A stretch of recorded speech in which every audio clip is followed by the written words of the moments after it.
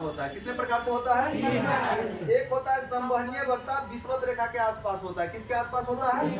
एक होता है चक्रवर्तीय वर्षा जो हर एक जगह होता है, ठीक है। एक होता है पर्वतीय वर्षा। कौन सा वर्षा?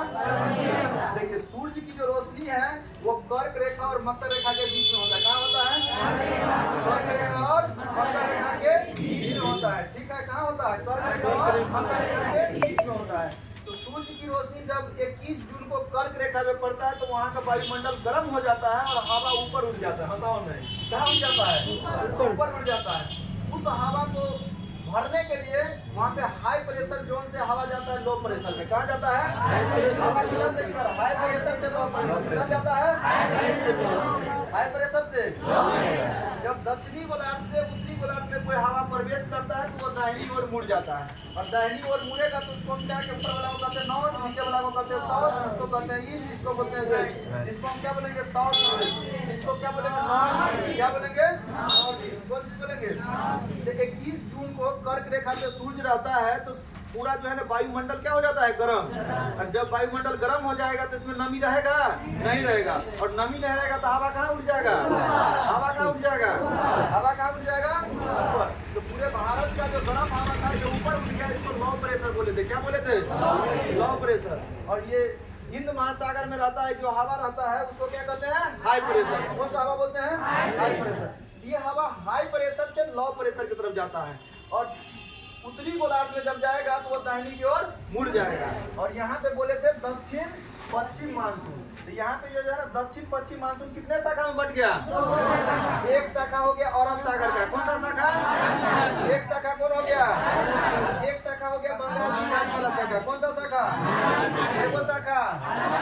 एगो शाखा। एगो शाखा। अब देखिए ये दोनों शाखा जब बट जाता है तो यहाँ पे मिलता है मालाबार तट। कौन सा तट? केरल में कौन सा तट? तो मालाबार तट से टकरा जाता है और यहाँ पे वर्षा करवाता है। कौन करवाता है? वर्षा। कौन सा मानसून? और कब भारत में प्रवेश करता है? 1 जून को प्रवेश करता है। और ये मालाबार तट से टकरा करके पश्चिमी घाट तट से टकराते टकराते क्या होता है? ये विंध्याचल पर्वत है और ये सतपुड़ा पर्वत है, इसके बीच में जाता है और वहां भी वर्षा करवाता है। तो विंध्याचल और सतपुड़ा के बीच में वर्षा होगा कि नहीं होगा? और उसमें कौन सा नदी था? नर्मदा नदी में पानी सबसे ज्यादा हो जाता है, इसीलिए इसे हम दबंग नदी कहते हैं। कौन सा नदी कहते हैं? यहाँ पे है गिर की पहाड़ी। कौन सी पहाड़ी? गिर की पहाड़ी में गिर पर्वत से टकरा करके वर्षा कराता है। किससे टकरा कर वर्षा करवाता है? गिर के पर्वत से टकरा करके वर्षा करवाता है। यहाँ पे अरावली पर्वत। कौन सा पर्वत? ये मानसून जो है दक्षिण पश्चिम मानसून का अरब सागर वाला शाखा ये अरावली पर्वत के समांतर में आ जाता है। किसके समांतर में आ जाता है? राजस्थान में वर्षा होगा? राजस्थान में वर्षा होगा तो इसके समांतर में चल गया, राजस्थान में वर्षा नहीं होगा। और ये मानसून हो जाता है कमजोर, पंजाब में जाकर के रहता है रुका हुआ। कहाँ जाकर के रुका रहेगा? दिल्ली में जाकर के रुके, पंजाब में रुका रहेगा। कहाँ रुका रहेगा? पंजाब में। अब ये दक्षिण पश्चिम मानसून कहाँ से जाएगा? किधर से जाएगा? कहाँ से जाएगा? बंगाल की खाड़ी। और ये जो तट है पूर्वी घाट तट ये टूटा फूटा है ना? ये बंगाल की खाड़ी से जाता है और बंगाल की खाड़ी से नमी ले लेता है ये दक्षिण पश्चिम मानसून।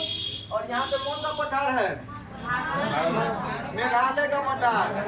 मेघालय का पठार जो है ना ये छोटा नागपुर पठार का भाग है। तो गारो, खासी, जैन या पर्वत है। खांसी जो है ना जो क्षेत्र वहाँ पे टीप के समान आकृति है उसमें जाकर के मानसून फंस जाता है। कहाँ पे जाकर फंस जाता है? और दुनिया का सबसे ज्यादा वर्षा जो है ना ये मासिंगराम में कराता है। तो दुनिया में सर्वाधिक वर्षा देखिए वर्षा होगा तो खांसी होगा कि नहीं होगा? तो खांसी जो होगा तो मासिंगराम खांसी में है, खांसी पर्वत पर मासिंगराम है। तो ये पूछेगा सबसे ज्यादा वर्षा जो है कौन सा पर्वत पे होगा? कौन सा पर्वत पे होगा? मेघालय के पठार से टकरा गया। इसके बाद कुछ मानसून जो है ना चल जाता है कहाँ? असम में। असम में मिकिर की पहाड़ी है। कौन सी पहाड़ी? तो मिकिर की पहाड़ी से टकरा करके वर्षा कराएगा कि नहीं कराएगा? इसके बाद जो है ना अरुणाचल प्रदेश में डाफला, निस्मी, अबीरी की पहाड़ी है। डाफला, निस्मी, अबीरी की पहाड़ी है, ठीक ना? तो वहां से टकरा करके भी क्या कराता है? वर्षा कराता है। अब यहाँ पे मेघालय का जो पठार है, इससे टकराने के बाद मानसून क्या करता है, हिमालय के द्वीपीय प्रदेश में प्रवेश करता है। तो बिहार उत्तर प्रदेश से वर्षा कराते हुए कहाँ तक जाता है, दिल्ली में। और दिल्ली में वो मानसून रुके रहता है, वही मानसून से टकरा करके फिर पंजाब में वर्षा कराता है। तो 2 चरणों में वर्षा कहाँ होगा, इससे ऊपर जो है ना 4 गो पर्वत है, काराकोरम, लद्दाख, जास्कर, भीम पर्वत। कौन पर्वत, इससे ऊपर मानसून जेबे नहीं करेगा। तो लेह लद्दाख में वर्षा होगा। तो भारत के किस भाग में सबसे कम वर्षा, भारत के किस भाग में सबसे कम वर्षा, देखिए ये दक्षिण पश्चिम मानसून से जो वर्षा हुआ था पश्चिमी घाट पे, तो पश्चिमी घाट के जो अपोजिट साइड है उस साइड में वर्षा तो नहीं हुआ था। तो इस क्षेत्र को हम क्या बोले, दृष्टि छाया बोले। कौन सा क्षेत्र, और ये मानसून जो है दक्षिण पश्चिम मानसून पूरे भारत में 15 जुलाई तक, कितने जुलाई तक, 15 जुलाई तक पूरे भारत में वर्षा करा लिए रहता है। और संपूर्ण भारत के 80% भूभाग पे वर्षा हो गया रहता है। कितने परसेंट पे, संपूर्ण भारत के 80% भाग पे वर्षा हो गया रहता है, ठीक है। और जो हवा जो ऊपर गया तो ऊपर में रहेगा, कहाँ है, तिब्बत के पठार पे, कहाँ है, तिब्बत के पठार पे। फिर 21-23 सितंबर को सूर्य कहाँ चलाता है, विषुवत रेखा पे। तो ये सब कहता है कि हमारा जो है ना अब चलना है, किधर चलना है, वहाँ से लौटना है, क्या करना है, लौटना है।